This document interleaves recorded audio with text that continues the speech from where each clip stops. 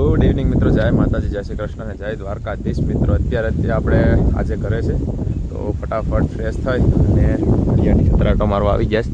ને ભાઈ માંડવી એટલે આપણી આજે થઈ છે લગભગ બીજી તારીખ છે, એટલે 2 મહિના અને 10-12 દિવસની માંડવી થઈ। સરસ મજાનો ગ્રોથ છે મિત્રો, વરસાદ પછીનો। બાકી તો કંઈ ખાસ હતું નહીં, બધું પૂરું થઈ ગયું હતું, પણ વરસાદ જે રહ્યો ને એ પછીનું ગજબ રોનક આવી છે, સરસ મજાની થઈ ગઈ। તો આપણે વિચાર્યું કે ચાલો બ્લોગ બનાવી લઈએ ખેતરનો, પછી ઘરે જઈએ। તો ચક્કર લગાવવા નીકળી ગયો ખેતરમાં મિત્રો।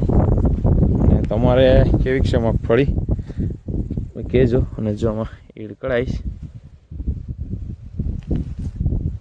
ઈડ મિત્રો બહુ ક્રોપ છે, પણ એટલો બધી ઈડ તો છે મિત્રો, પણ બહુ ઓછી કળાઈશ, એટલી બધી કંઈ નથી કે ભાઈ અતિશયની ઈડ છે, પણ કોઈ વાંધો નહીં, પહેલાં ઇલાજ કરશું।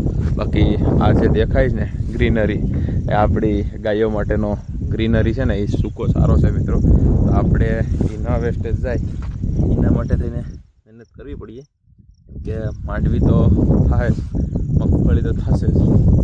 જે બોલતા હોય તમારા વિસ્તાર માંડવી થાય તો મગફળી થાય, તો અમારે માંડવી જ કહે, એટલે માંડવી તો થતી થાય જ, પણ મિત્રો સાથે સાથે આ જે ગ્રીનરી દેખાય છે એનો સૂકો સારો પણ અમારે કામની વસ્તુ છે, એટલે એને ખાસ ધ્યાન દેવું પડે અમારે, કેમ કે ભાઈ આખા વર્ષનું સ્ટોરેજ કરવાનું હોય આને, કેમ કે સૂકો સારો જે મગફળીનો પાલો થાય ને એની હારે તો કંઈ સારો અમારા વિસ્તારમાં આવતો નથી। તમારે કેમ હોય ખબર નહીં મિત્રો, પણ અમારે તો આ જ યુઝ કરીએ છીએ।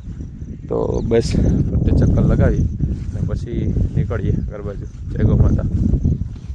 આપણે સીધા વાડી આવી ગયા છે, અને ગૌ માતા બધી વેઇટ કરે છે, બધું ગોબર ને બધું રેણ ચેણ પડ્યું છે મિત્રો, પગી બેઠીશ આપવા, અને ચારે કોર ગોબર પડ્યું, અને આપણે જવાનું છે સારો વાટવા। પણ પેલા મકાન હોય તગારા ને એવું પડ્યું ખાંડના, તો એ પેલા લઈ આવીએ, અને પછી ખાંડને એવું પલાળી પછી નીણ વાટવા જઈએ। કન્ટિન્યુ રહેજો મિત્રો બ્લોગમાં।